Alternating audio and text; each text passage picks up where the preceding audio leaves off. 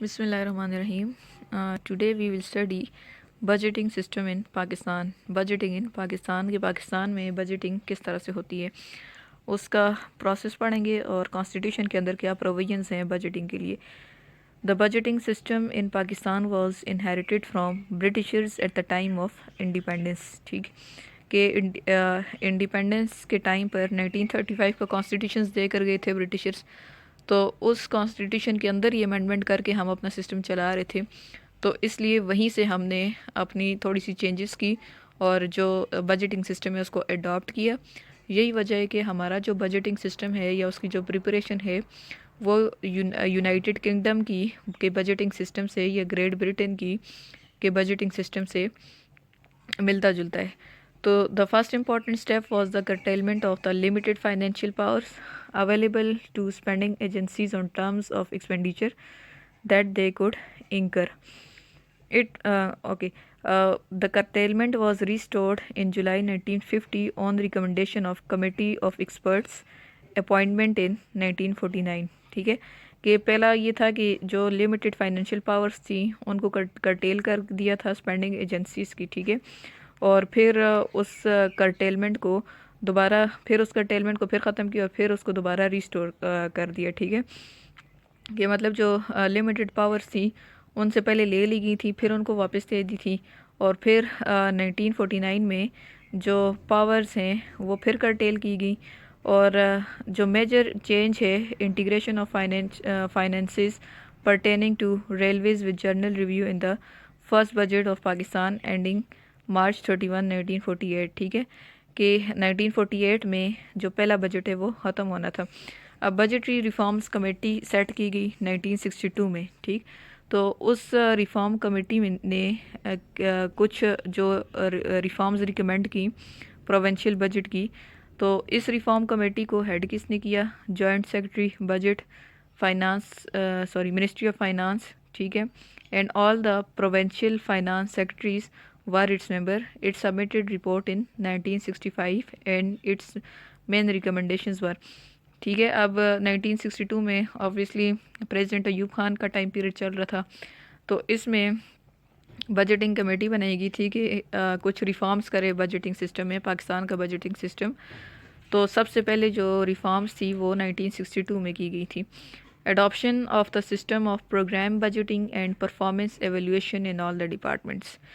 पहले ये होगा कि प्रोग्राम बजटिंग ये है कि डिफरेंट प्रोजेक्ट्स के अकॉर्डिंग जो बजटिंग होती है या डिफरेंट प्रोग्राम्स जो कंट्री के अंदर चल रहे होते हैं या जो गवर्नमेंट अपनी पॉलिसीज़ के अंदर डिफरेंट प्रोग्राम्स लेकर आ रही होती है उसके मुताबिक बजटिंग होगी। ठीक है, just like Benazir income support programme, इसी तरह के जो प्रोग्राम्स होते हैं हर टाइम पीरियड के हर जो पार्टी होती है उसके अपने अपने प्रोग्राम्स होते हैं, उनके मुताबिक जो है वो बजटिंग की जाएगी। ठीक है, और presentation of economic analysis of the budget, और इकनॉमिक एनालिसिस किया जाएगा या उनकी एक तो परफॉर्मेंस एवेल्यूएशन होगी सारे डिपार्टमेंट्स की कि इनको जो बजट दिया गया इसमें उन्होंने किस तरह से काम किया, और फिर उनकी जो प्रेजेंटेशन है इकनॉमिक एनालिसिस के बजट का पूरा एनालिसिस करके उसको गवर्नमेंट को पेश किया जाएगा। फिर making desirable in the budget and accounts classification with a view to rationalising the distinction between revenue and the capital heads to the budgetary surplus deficit could better as a tool of economic policy formulation than had been the case। कि जो classification है budget की दो चीज़ों में, महकमा माल में या कैपिटल हेड्स जो हैं इनके दरमियान में डिस्टिंक्शन कर दें। ठीक है, कि इनके ऊपर किस तरह से स्पेंडिंग होगी और दूसरी पर किस तरह से स्पेंडिंग होगी।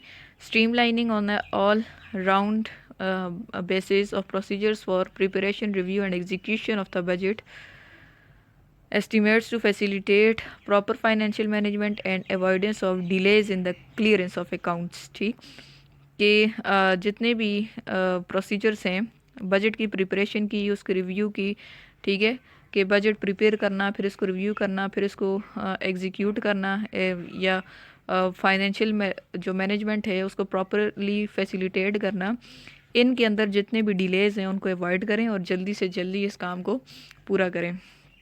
तो एक परफॉर्मा इवॉल्व किया गया 1966 to 67 के अंदर कि जिसमें इकनॉमिक एनालिसिस का जो था, इकनॉमिक एनालिसिस था सेंट्रल एंड प्रोविंशियल बजट का, कि सेंट्रल बजट हमारा कितना और प्रोविंशियल बजट क्या है। ठीक है। It was accorded high priority by the committee for implementation of short term reforms, the main objective of economic analysis and expenditure being to bring on their economic content. Economic analysis of the budget is being published since 1967 to 68 and is regularly submitted to national assembly along with the other documents. ठीक, फिर 67 से 68 में economic analysis जो है वो present कर दिया गया नेशनल असम्बली के सामने। ठीक है, और जिसका मेन ऑब्जेक्टिव ये था कि इकनॉमिक कंटेंट सामने आए कि जो एक्सपेंडिचर्स हैं वो किन किन एरियाज़ पर इनकर हो रहे हैं। उसके बाद जो बजटरी क्लासिफिकेशन इंट्रोड्यूस की गई फेडरल में और प्रोविंशियल गवर्नमेंट में, ताकि यूनिफॉर्मिटी को इंश्योर किया जाए बजट की प्रिपरेशन के अंदर। ठीक है, this was first introduce in the federal budget of 1979 to 1980 and 1979 to 1980 and in provincial budget in 1980 to 1981। ठीक है, ये जो क्लासिफिकेशन है और या इसकी यूनिफॉर्मिटी को इंश्योर करना, ये सारा इसमें 1980 to 81 में फर्स्ट टाइम प्रेजेंट किया गया था। और अब हमारे कॉन्स्टिट्यूशन के अंदर, क्योंकि हमने साथ में प्रेजेंट को भी देखना है, 1973 के अंदर जो है आर्टिकल्स के मुताबिक क्या क्या प्रोविजंस हैं बजटिंग के लिए। पहले आर्टिकल 80 ऑफ द कॉन्स्टिट्यूशन, क्योंकि आर्टिकल नंबर 80 से लेकर ये ऑलमोस्ट आर्टिकल नंबर 86 का जो है कॉन्स्टिट्यूशन का, ये बजटिंग के ऊपर बात करता है। ठीक है, तो आर्टिकल नंबर 1 में क्या कहा गया है कि it requires that 1973 requires that annual budget statement comprising the estimated receipt and expenditure of federal government shall be laid before the national assembly of Pakistan for its approval. ठीक है, पहली चीज़ क्या कि अप्रूवल के लिए जो है एक्सपेंडिचर है या जो हमारा एस्टिमेटेड एक्सपेंडिचर है, ये जो बजट में पेश किया गया है या जो बिल है, वो नेशनल असम्बली के सामने पेश किया जाएगा। ठीक है, और उसके बाद आर्टिकल 78 के अंदर क्या है कि it has created a federal consolidated fund. Federal consolidated fund का मतलब ये है कि सारा जो ओवरऑल हमारा सरमाया है वो सारा मिला के, ठीक है, हमारे सूबों का, हमारी फेडरेशन का, डिफरेंट डिपार्टमेंट का, वो कंसोलिडेटेड फंड के अंदर आता है। ऑल द रेवेन्यू रिसीव्ड, ठीक है, जितना रेवेन्यू आए, चाहे लोन्स के थ्रू आए, received loans raised and money received in repayment of any loan by the government flow to the federal consolidated fund.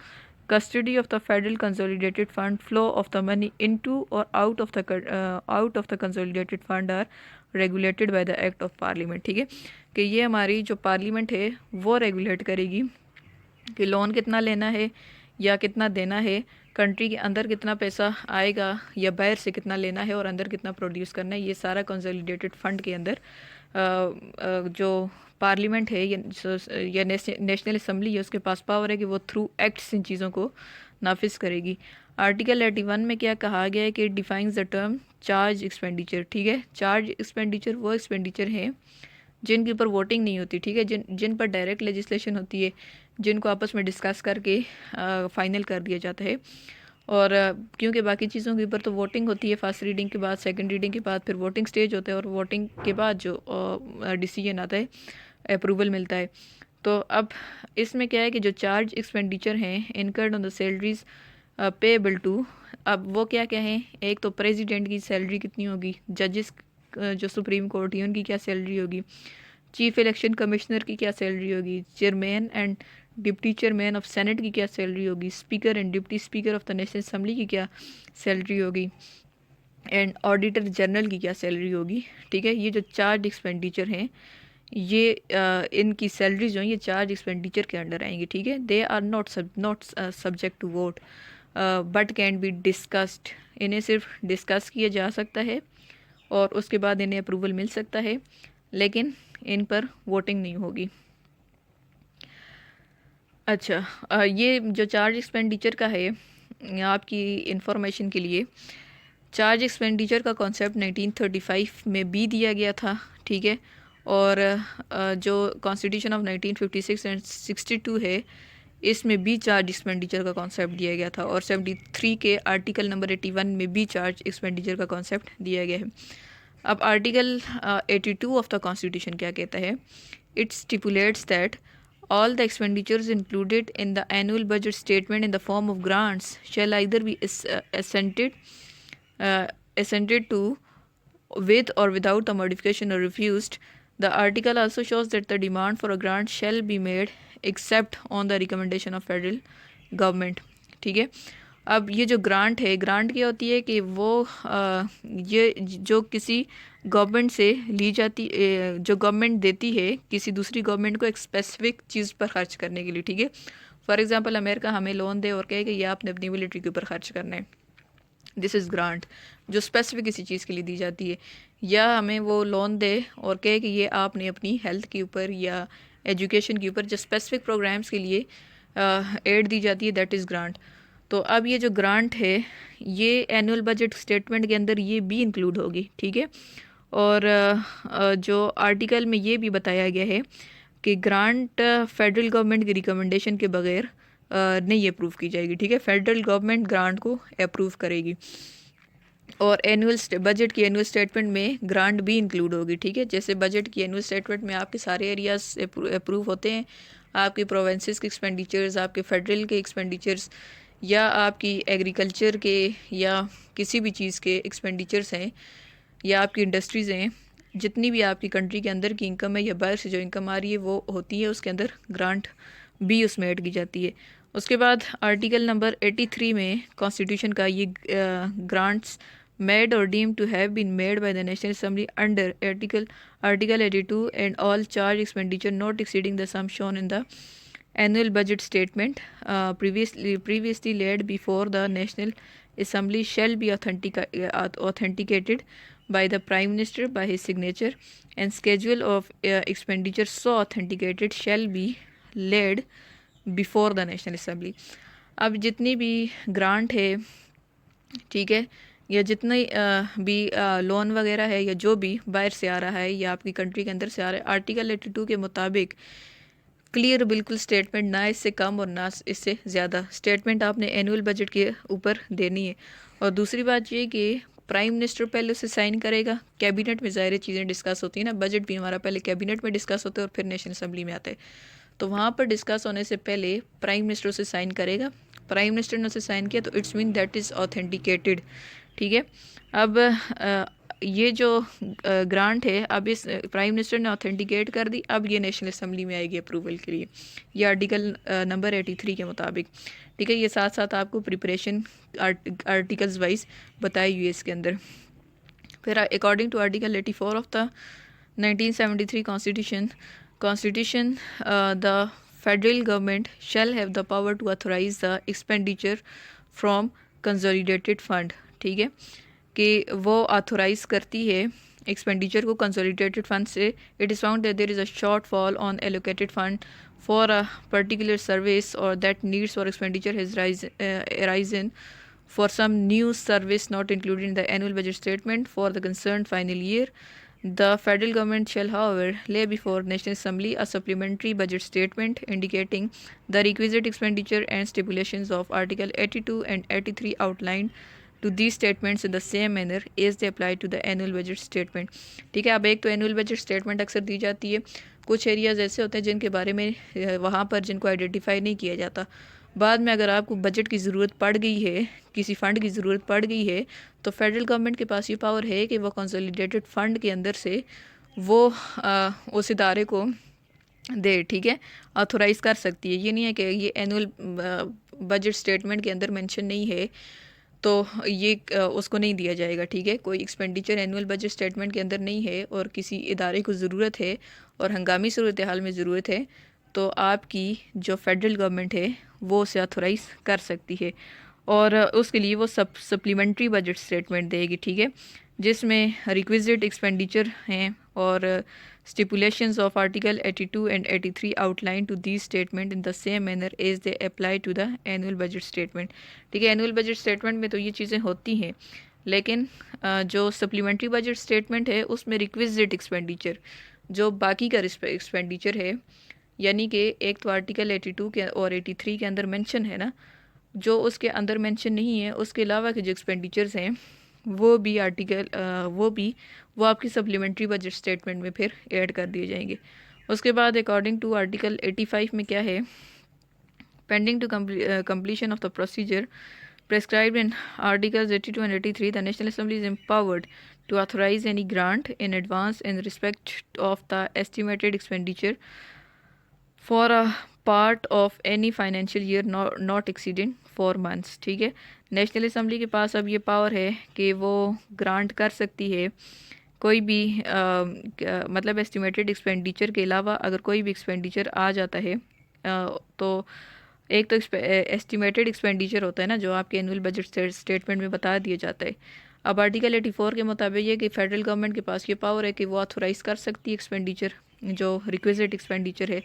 तो अब वो जो रिक्विजिट एक्सपेंडिचर है वो 4 मंथ से ज़्यादा के लिए उसे ग्रांट नहीं करेगी। ठीक है, grant in advance in respect of estimated expenditure for a part of any financial year not exceeding 4 months. ठीक है, 4 मंथ से ज़्यादा के लिए वो उसे ग्रांट नहीं करेगी, जस्ट 4 मंथ्स के लिए वो उसे ग्रांट कर सकती है। ठीक है, एडवांस के 4 मंथ्स के लिए। उसके बाद अकॉर्डिंग टू आर्टिकल 86 के मुताबिक क्या है कि authorisation of expenditure for a period not exceeding 4 months are available to the federal government pending completion of procedures prescribed in Article 82-83 in case National Assembly stands dissolved। ठीक, कि अब जो authorisation है फॉर अ पीरियड जिसमें 4 month से ज़्यादा exceed नहीं कर सकती, तो उसमें सारे जो कंप्लीशन ऑफ प्रोसीजर्स है वो पूरे होंगे। ठीक है, जैसे आपका डिबेट्स एंड डिस्कशन होती है, आपका जो बजट है वो असम्बली में डिस्कस होते हैं, इसी तरह से आपके रिक्विजिट एक्सपेंडिचर भी असम्बली में डिस्कस होंगे और 4 मंथ्स के अंदर अंदर उनको डिस्कस करके अप्रूव करना पड़ेगा। और अगर 4 मंथ्स में वो डिस्कस करके उसको अप्रूव नहीं कर रही तो नेशनल असम्बली डिज़ोल्व हो जाएगी। ठीक है, कि आर्टिकल 82 में या 83 में जो प्रोसीजर दिया गया है कि पहले प्राइम मिनिस्टर उसको करेगा, साइन करेगा और फिर नेशनल असम्बली उसको अप्रूव करेगी, इस प्रोसीजर के मुताबिक अगर वो नहीं चलती तो आर्टिकल 86 के मुताबिक नेशनल असम्बली डिज़ोल्व कंसिडर की जाएगी। फिर आर्टिकल 168 में क्या है कि like previous two constitutions of Pakistan act of 1935 stipulates that, हाँ ये बहुत इंपॉर्टेंट है, ये ऑडिटर जनरल के बारे में। ठीक है, auditor general of Pakistan shall be appointed by the president, president उसे अपॉइंट करेगा। Auditor general can perform his audit functions related to audit expenditure and revenue audit. He also ensures that no expenditure is incurred without a specific budgetary provision for the purpose and examines whether any financial rules or orders issued by the government have been violated while incurring the expenditure। कि expenditure के मतलब खर्च करते हुए जितना budget जो है वो दिया गया था फेडरल गवर्नमेंट की तरफ से एजेंसीज़ को, डिपार्टमेंट्स को या प्रोग्राम्स के लिए जो बजट दिया गया था, क्या वो रूल्स एंड रेगुलेशंस के मुताबिक स्पेंड हुआ है या नहीं हुआ, या उसमें किसी किस्म की करप्शन वगैरह तो नहीं हुई, ये आपका ऑडिटर जनरल उस पर चेक करेगा। और ऑडिटर जनरल की ये पावर 1973 के कॉन्स्टिट्यूशन के आर्टिकल नंबर 168 में मेंशन है। ठीक है, तो ये आर्टिकल्स के मुताबिक कुछ प्रोविजंस हैं। उसके बाद हम देखेंगे कंपोनेंट्स ऑफ बजट।